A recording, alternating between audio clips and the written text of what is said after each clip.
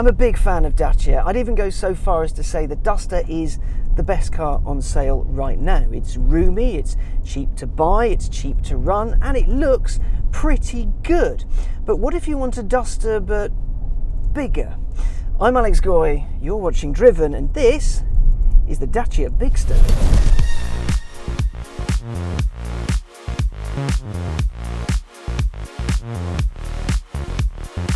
What's a Bigster then? Well, it's a Dacia for people who need a little bit more crossover-y space. It comes with at most 5 seats, which should suit most atheist families. And it's, well, the biggest car Dacia makes, hence the name. It's simple, but not in a cheap way. See, there was a time when Dacia was a joke on the telly. A man who gets excited about cheap cars used to find a thing to talk about every week, and we all slowly learned about the Eastern European brands that makes cheap cars for the masses. Then, a little over a decade ago, Dacia appeared in the UK. At first they were cars you got because you needed some wheels that wouldn't break the bank, and then something happened. They became desirable. Maybe it was a sort of collective consciousness deciding that cars don't need loads of bells and whistles attached to them, or it doesn't need safety systems that do absolutely everything and bing and bong and do all that annoying stuff to make a good car. Or maybe it's the fact that they're sensibly priced. We live in a world where a Corsa, a Vauxhall Corsa, is knocking on £30,000, and all of a sudden an SUV, a crossover that barely tickles that, you've got to work quite hard to, well, that becomes quite appealing, doesn't it? Next time you're out and about, just take a look around. You'll probably spot Dacias everywhere, joggers and dusters and whatever else. Asda or Waitrose, Dacia is for everyone. The C segment, where the Bigster lives, is new for Dacia, but not for Europe. Millions of cars are sold in the class every single year, but I'll bet you not many of them are as low to get into as this. £25,000-ish is your starting point. This is the mid-spec hybrid 155 Journey. The Extreme tops the tree, but this one kicks off at less than £30,000. Metallic paint and a pano roof will tip it over into the 30s, but you don't need either of those things. What does just less than £30,000 get you? A 1.8 litre naturally aspirated 4-cylinder petrol engine attached to a small electric motor and a 1.4 kilowatt-hour battery with a combined output of 155 horsepower and 151 pound-foot. 0 to 62 miles an hour takes a leisurely 9.7 seconds, and it'll top out at 112 miles an hour. While it's not the quickest in the world, you'll get, so says Dacia, 60 miles to the gallon out of it, which is pleasing. There's an eco-driving mode and a not eco-driving mode, as well as a setting on the box to put energy back into the battery. This is not a complicated car. To hammer home the lack of complication, let's take a look at where some of the economising's done. On some spec cars you get one strut to open the boot because that's all it needs. This one has 2 though, because it's all top spec and shiny. The interior looks great from afar, but when you get up close, it's quite scratchy, hard-wearing plastic. Cheap to make, cheap to replace, and it's hard-wearing. It does have plenty of safety systems, which can be quite annoying, but you can turn those off quite easily. A couple of prods on the screen. Now, on the topic of screens, yes, it does have one. There are actual buttons for HVAC things, which is very useful, but everything else is done via said tablety thing. Now, I'm not a huge fan of screens, but fewer moving parts, fewer buttons, less expense, less complication. That is a good thing. Basically, there's no spoilers or active this or active that or complications. This car is everything you'll ever really need. Okay, so the rear isn't going to blow you away, but if you're 6, you probably don't care about that. If you're 36, you can fold the rear seats down and have up to a massive 1,977 litres of space. If you're not in a hybrid or have all-wheel drive, you lose space for driven wheels and batteries and such. Seats up, you can have 677 litres. Now I realise, on paper, the Bigster doesn't sound like the most exciting thing in the world, does it? But it is practical and it knows what it's about. Much like the Duster, it is an unpretentious box on wheels. But is it a bigger Duster or is it its own beast? Well, this hybrid powertrain, I've driven it in the Duster. It's slightly different in there, a bit less power and whatever. It can be a little bit noisy, and it sort of fires up the engine when you're not expecting it to, and I do find it a little bit odd and incongruous with normal driving.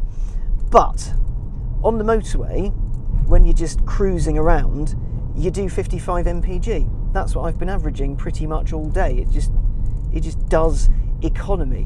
While the powertrain is quickish and it's smoothish, when it's actually going, you can sort of tell when it's in EV mode, or you can tell when it's using both the things together, and it's sort of imperceptible. But when that motor does show up to kind of charge the battery and do all that thing, it just sounds a bit odd. It doesn't go with the flow of the car sometimes, but still, it means it's efficient, and that's okay. So smoothish, quickish. I do find it a bit noisy on the road though. On the motorway it was a little bit drony, but again, you can kind of figure out the reason for that, because if Dacia wanted it to be super smooth and quiet, it would have had to put in more sound deadening, and that would have added weight and cost, and that is bad. Part of the reason this thing's as efficient as it is because it doesn't weigh the same as the Moon. Part of the reason it's as cheap as it is because it doesn't have loads of unnecessary stuff on it.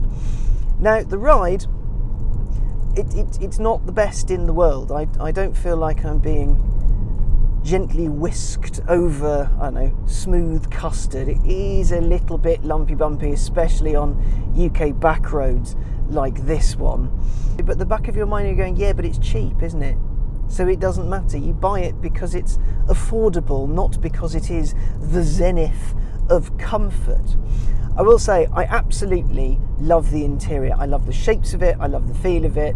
Yeah, it's a bit scratchy, but I know that when I rub my shoe on it when I get out of the car, or when I kick bits, or when my bag scrapes down stuff, the plastic's not going to scratch. I'm not going to tear off bits of expensive fabric.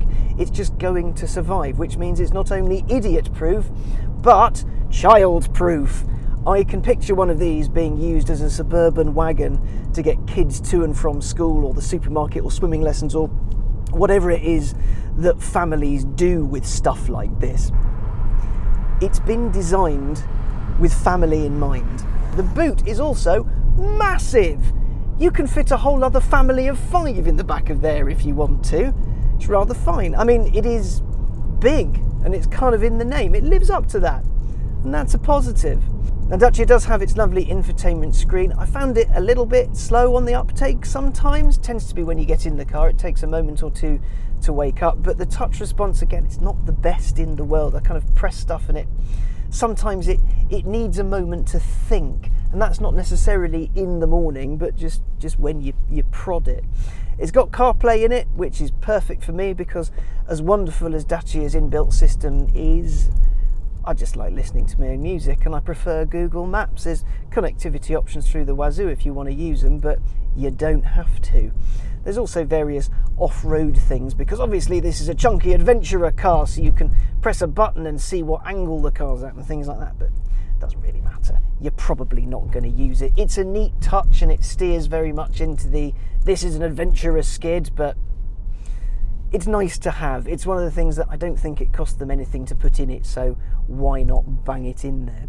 On the handling front, the steering's a little bit numb. This isn't the sort of car that you want to go hammering around fast roads in. I mean, you can give it a little tickle if you want, but a Porsche Boxster, it is not, and it will never be.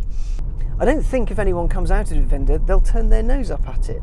I think they might be quietly wowed by its simplicity and its practicality. You don't have to worry about things breaking because there's naff all to break. And if it does break, because various components in this has been made since, I don't know, the Big Bang, you can fix them easily. You can replace them easily. I do love the look of this thing. It's big and it's chunky, though the rear third does look a bit long, and the wheels this is on, they're very, very, very, very small, which can look a bit odd in profile, but doesn't matter. I really enjoy it. It is a flawed vehicle in many ways. The ride isn't great. The hybrid system I find weird. The plastics are a bit scratchy, and, right? You tell friends about these things who have no interest in cars, and they go, wow, that looks cool, what is it? And you tell them it's a Dacia and it's less than 30 grand, and they go, wait, what? You can buy cars like that for that much money? It's a bit of a leveller, these things. It's the sort of thing that People who know about them, who are into them, really appreciate them. People who don't might be a bit snobby, but they honestly don't know what they're missing out on. The big question for me is whether it's better than a Duster. I love those things. They're the right size for Europe, they're not expensive, and the latest one looks absolutely banging. They've become something of a Golf, really. They're classless. No one's going to turn their nose up at you, and if they do, they're probably an arsehole. It would be easy to say, well, the Bigster's just a big Duster, and in some ways that kind of rings true, but also it doesn't seem very fair, because for the people that buy this, it will become invaluable. It'll become a member of the family, the thing you go on adventures in, you have fond memories about, or just the thing to do day-to-day life in. It's not as sharp to drive as some of its rivals, that is true, but the way it goes about everything it does, it has a beautiful honesty to it. And with that, Dacia's pulled the blinder.